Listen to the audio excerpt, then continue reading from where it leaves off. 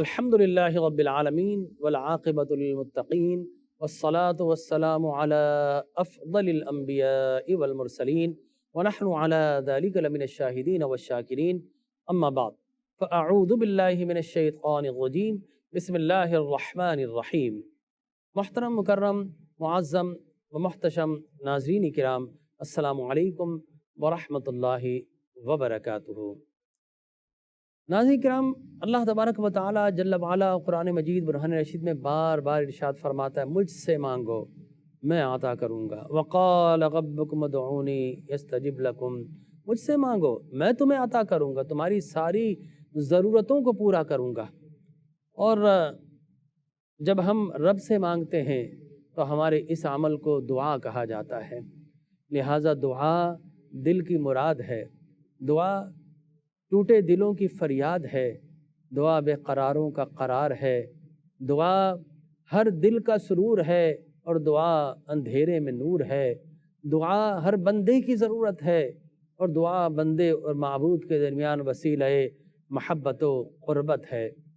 اور اس دنیا میں جب سارے سہارے چھوٹ جاتے ہیں، سارے ناطے ٹوٹ جاتے ہیں، سارے دروازے بند ہو جاتے ہیں، تو پھر انسان جب مایوسی کے اندھیروں میں گم ہونے لگتا ہے تو دین اسلام کے ماننے والوں کو آواز آتی ہے، ادعونی ادعونی، اے میرے بندے سارے دروازے بند ہو گئے، کیا میرا دروازہ بھی بند ہو گیا؟ نہیں، ادعونی، آؤ، صبح ہو، دوپہر ہو، شام ہو، رات کا کوئی پہر ہو، ڈوبتی ہوئی رات ہو، نکلتی ہوئی سحر ہو، جس لمحے بھی مانگو، لا تأخذہ سنۃ ولا نوم، مجھے نہ اونگ آتی ہے نہ نیند آتی ہے، میں حی قیوم ہوں، میں ہر کسی کو دیکھ بھی رہا ہوں، سن بھی رہا ہوں، لہٰذا تم مایوس مت ہو۔ سارے دروازے بند ہو گئے لیکن میرا دروازہ کھلا ہے، ساری چوکھٹ دھتکار دیے گئے ہو لیکن میری چوکھٹ کھلی ہے، بھیک مل رہی ہے، دروازے کھلے ہوئے ہیں۔ تو اللہ تبارک و تعالیٰ کے قرآن سے آواز آتی ہے، صدا آتی ہے، آؤ میرے پاس آؤ، میں تمہیں عطا کروں گا۔ لہٰذا یہی وہ دروازہ ہے جہاں پر جھکنے والے بلند ہو جاتے ہیں، یہی وہ چوکھٹ ہے جہاں پر گرنے والے سنبھل جاتے ہیں۔ تو ناظرین کرام، آج ہم رونا روتے ہیں، شکوہ بہت کرتے ہیں، لیکن میں کہتا ہوں کیا رات کے آخری پہر بستر کو چھوڑ کر کیا آپ نے جائے نماز کو، مصلی کو آباد کیا ہے؟ اللہ کی بارگاہ میں یہ دعائیں مانگیے۔ نہ جانے ہم کس کس کے پاس جاتے ہیں، اسباب ضرور اختیار کیجئے لیکن توکل اور بھروسہ اللہ سے کیجئے، اس لیے جو اللہ سے مانگتے ہیں پھر وہ در بدر لوگوں کے سامنے ہاتھ نہیں پھیلاتے، اور جو رب سے نہیں مانگتے وہ سب سے مانگتے ہیں۔ تو ناظرین کرام، دعا دین اسلام کا ایک انتہائی اہم موضوع ہے، قرآن کا انتہائی اہم موضوع ہے۔ بار بار اللہ تبارک و تعالیٰ نے اہل ایمان کو یہ تلقین کی ہے، اور رب سے مانگو۔ اور دعا کیا ہے؟ الدعاء هو العبادہ، دعا ہی عبادت ہے۔ الدعاء مخ العبادہ، دعا تمام عبادتوں کا نچوڑ ہے، تمام عبادتوں کا مغز ہے۔ اور ظاہر ہے کہ گری پھینک دیتے ہیں، مغز کھا لیتے، وہی اصل ہوتا ہے۔ تو فرمایا دعا ہی اصل ہے۔ اب معاملہ کیا ہے؟ دعا سے مانگنے کے کچھ طریقے ہیں، وہ طریقے ہمیں سورہ فاتحہ میں تعلیم کر دیے کہ جب اللہ سے مانگو۔ دیکھیے ہمارا بھی یہ طریقہ ہے کہ اس زمانے کے اندر جب بھکاری کوئی مانگتا ہے نا، پہلے کہتا صاحب آپ بہت اچھے ہیں، بڑے دیالو ہیں، بڑے سخی ہیں، اللہ آپ کو آباد رکھے، آپ کے گھر والوں کو آباد رکھے۔ وہ دیکھ لیتا ہے کہ بہت بڑی گاڑی والا ہے، اسٹاپ پر رک گیا ہے کسی سگنل پر، اس سے مانگو یہ کچھ نہ کچھ ضرور دے دے گا۔ پہلے آپ کی تعریف کرتا ہے، پھر اس کے بعد آپ سے کچھ مانگتا ہے۔ یہ اس دنیا کے فقیر کا تعلق ہے۔ ہم بھی تو فقیر ہیں، کس کے؟ اللہ تبارک و تعالیٰ کے، جو سب کچھ عطا کرتا ہے۔ چنانچہ اس نے خود تعلیم فرما دی، جب مجھ سے مانگو الحمدللہ رب العالمین، پہلے میری تعریف کرو کہ ساری کی ساری حمد و ثنا تعریفیں اس اللہ کے لیے ہے جو سارے عالمین کی تنے تنہا پرورش کر رہا ہے۔ الرحمن الرحیم، اور غصے سے نہیں کر رہا، رحمان اور رحیم بن کر رہا ہے۔ مالک یوم الدین، وہ یوم آخرت کا مالک ہے۔ ابھی بڑی عجیب و غریب بات ہے کہ اللہ تبارک و تعالیٰ اس دنیا کا مالک نہیں ہے، اس دنیا کا بھی مالک ہے، لیکن اللہ تبارک و تعالیٰ نے اس دنیا میں ہمیں بھی کچھ چیزوں کا مالک بنایا ہے، ہمیں بھی کچھ چیزوں کی اتھارٹی دی ہے، لیکن کل قیامت میں وہ ساری کی ساری ہماری ملکیتیں ختم ہو جائے گی، وہاں تنہا وہی مالک ہوگا۔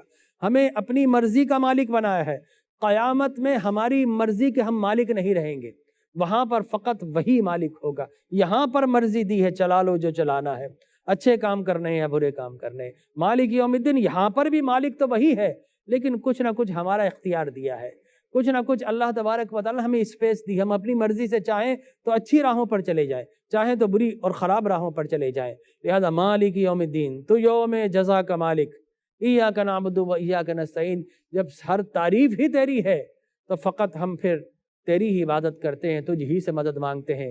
اللہ فرماتا بندے مانگ، کیا مانگ رہا ہے؟ اب تو نے تعریف کر لیا، مانگ۔ بندہ مانگتا ہے اہدنا الصراط المستقیم، اے اللہ سیدھے راستے پر چلا دے۔ اور بندے کو اللہ تبارک و تعالیٰ ناظرین کرام جب سیدھے راستے پر چلا دیتا ہے تو پھر کیا ہی کہنا اس راستے کے۔ تو بتانے کا مقصد یہ ہے کہ جب بھی رب سے مانگیں تو اللہ کی حمد و ثنا بیان کر لیا کریں، اس کی تسبیح بیان کر لیا کریں۔ اور دیکھیے ہر عبادت کا ایک پروٹوکول ہے، مثال کے طور پر نماز کا اپنا ایک پروٹوکول ہے۔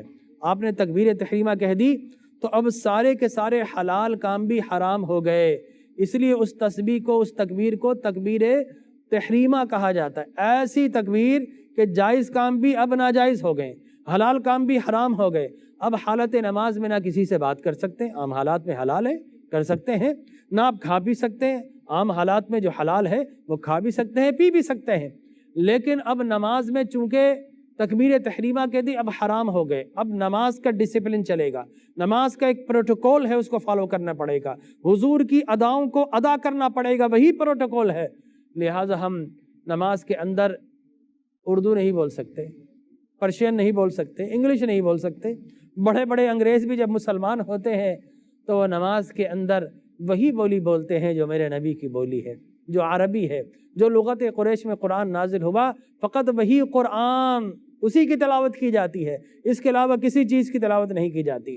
لہذا قرآن، نماز، ہر چیز کا اپنا پروٹوکول ہے، لیکن اللہ تبارک حج پہ جائے تو اس کا اپنا پروٹوکول ہے، روزے کا اپنا پروٹوکول ہے، لیکن اللہ تبارک و تعالیٰ نے عجب شان بے نیازی دکھائی ہے کہ اس نے دعا کا کوئی پروٹوکول نہیں رکھا ہے، فقط اتنا پروٹوکول ہے کہ دعا مانگے تو اللہ کی تسبیح کر لیا کر۔ دعا کا اتنا پروٹوکول ہے کہ دعا کے اندر اگر دعا مانگ رہا ہے تو اللہ کی حمد و ثنا بیان کر لے، دعا مانگ رہا ہے تو کچھ آنسوؤں کے ٹوکن اس میں شامل کر رہے، ادعوا ربکم تضرعا وخفیا، گڑ گڑا کر مانگو۔ کسی حاکم کے بھی سامنے بھی جاؤ، تم حق لینا چاہو تو گڑ گڑانے کی ضرورت نہیں ہے، رب کی بارگاہ میں آؤ تو گڑ گڑا کر آنسو کے کچھ ٹوکن لے کر آ جاؤ تو دعاؤں کو پر لگ جاتے ہیں۔ ناظرین کرام، حدیث مبارک میرے سامنے موجود ہے، اللہ کے پیارے حبیب لبیب علیہ الصلوۃ والتسلیم نے فرمایا کہ کوئی چیز ایسی نہیں ہے لا یغد القضاء الا الدعاء، کوئی چیز ایسی نہیں ہے جو اللہ کی تقدیر کو بدلے، لیکن دعا ایسا عمل ہے کہ اللہ تبارک و تعالی اس تقدیر معلق کو بدل دیتا ہے، اس کے حالات کو بدلتا ہے۔ اور فرمایا کہ ولا یزید الا البر، کوئی چیز ایسی نہیں جو عمر میں اضافہ کر دے سوائے نیکی کے۔ تو اگر نیکی کر کے اللہ سے دعا مانگیں گے تو اللہ تبارک و تعالی تقدیریں بدل دیا کرتا ہے۔ حدیث مبارک میں آتا ہے کہ ایسا نہیں ہے کہ آپ کی دعائیں رد ہو گئی، اللہ ضرور دیتا ہے، لیکن بعض اوقات ہوتا ہے کہ اس دنیا میں اللہ کچھ صورتیں دیتا ہے۔ آپ نے دعا مانگی اور ایسا تھا کہ آپ پر کوئی ہلاکت آنے والی تھی، کوئی برا ہونے والا تھا، کوئی آفت آنے والی تھی، آپ نے دعا مانگی، اللہ تبارک و تعالی اس دعا کے وسیلے سے اس آفت کو رد کر دیتا ہے، دعا مقبول ہو گئی۔